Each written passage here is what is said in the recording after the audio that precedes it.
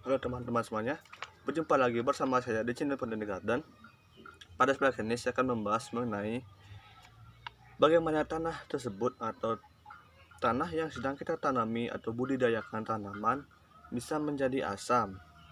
Apakah itu memang bawaan murni dari alam atau kondisi geografis daerah tersebut, ataukah itu karena hasil campur tangan manusia, teman-teman ya? Nah, perlu teman-teman ketahui, kadar pH tanah yaitu adalah 0 sampai 7 itu dikategorikan sebagai asam. Sedangkan pH tanah yang 7 sampai 14 itu dikategorikan sebagai basa. Nah, jadi pH tanah berapa saja yang ideal atau cocok untuk ditanami oleh tanaman.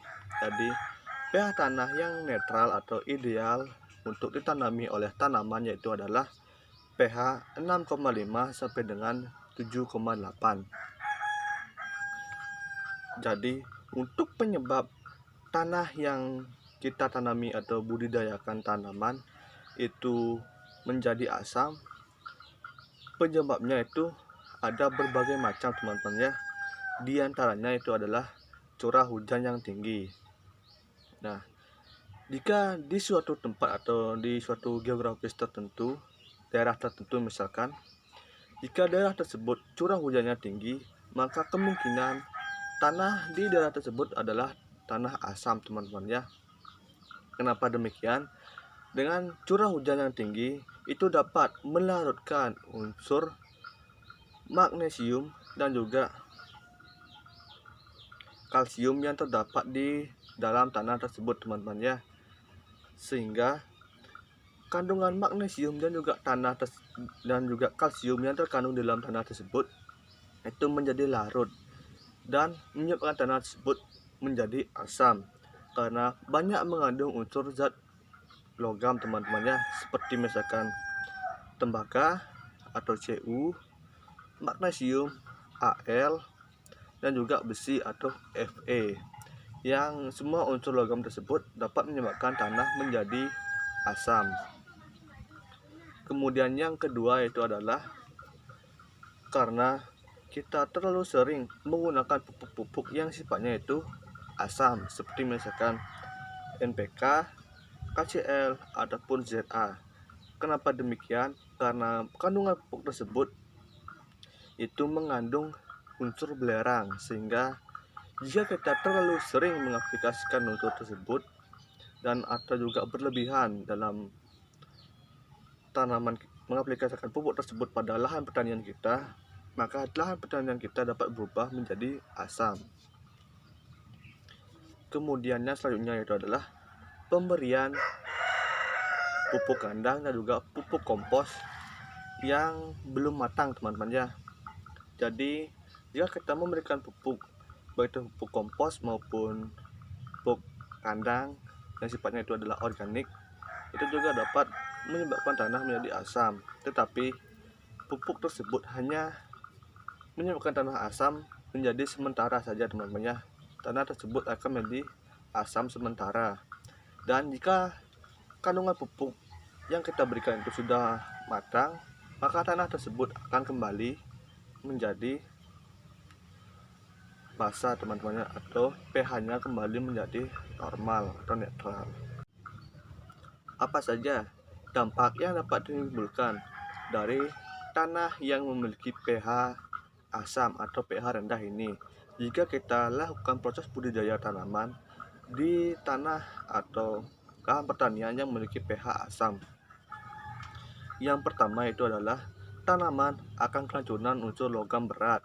Seperti misalkan yang sudah saya jelaskan di awal, jika tanah yang asam itu mengandung unsur logam, teman-teman ya, seperti misalkan aluminium, kemudian besi, dan juga tembaga, teman-teman ya. Jadi unsur-unsur logam berat tersebut itu juga dapat menyebabkan tanah menjadi asam.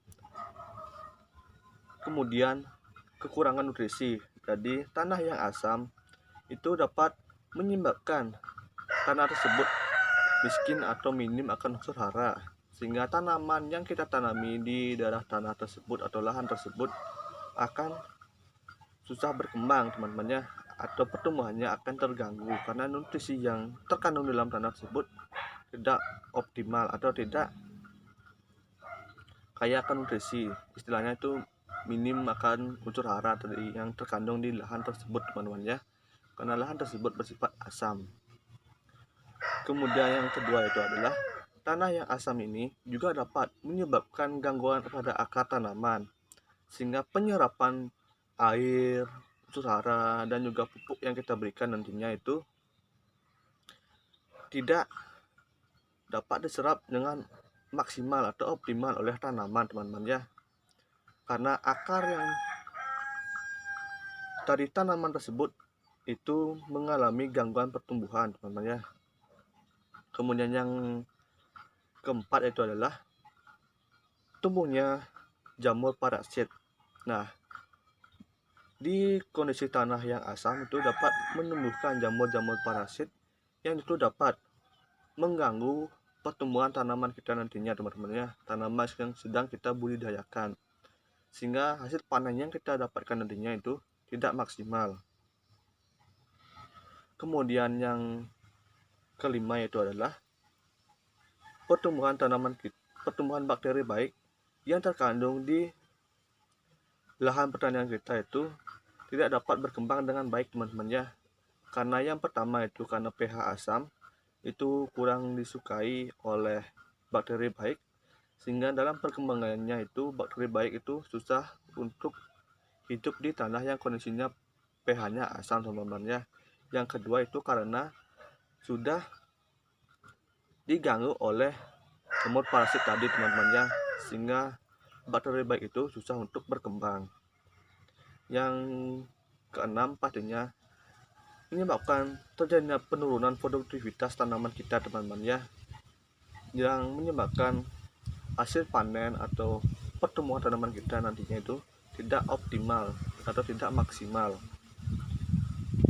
Yang kelima adalah kerusakan struktur tanah, di mana tanah yang pH-nya asam pastinya akan menyebabkan struktur tanah tersebut menjadi rusak teman-teman ya, dan tidak mampu atau kurang baik untuk kita lakukan budidaya di daerah tersebut teman-teman ya, karena atau di lahan tersebut, karena lahan tersebut atau daerah tersebut itu pH tanahnya asam. Oke, jadi untuk menaikkan pH tanah ini sendiri kita dapat menggunakan yang namanya kapur dolomit atau kapur pertanian, karena kapur dolomit itu mengandung yang namanya itu adalah magnesium dan juga kalsium, yang keduanya ini adalah unsur hara yang dapat menaikkan pH tanah, sehingga tanah yang awalnya itu asam berubah perlahan-lahan menjadi netral teman-teman ya. Dan kapur dolomit ini juga merupakan sebuah pupuk organik teman-teman ya, yang dimana itu sudah pernah saya jelaskan di video yang ini. Nanti teman-teman bisa tonton, linknya saya taruh di deskripsi. Dan juga saya ingin menambahkan sesuatu teman-teman ya, dimana mungkin teman-teman sudah ada yang menonton video dari salah satu channel pertanian yang menyebutkan bahwa jika kita memberikan pupuk atau kita memberikan kapur dolomit kepada tanah yang asam dan kita lakukan selama bertahun-tahun, maka lahan pertanian tersebut akan berubah menjadi tambang kapur teman-teman ya, dan sudah tidak cocok lagi untuk kita tanami atau kita lakukan budidaya di lahan tersebut, karena sudah menjadi tambang kapur, yang kapur dolomit itu sifatnya itu mengeras seperti batu teman-teman ya.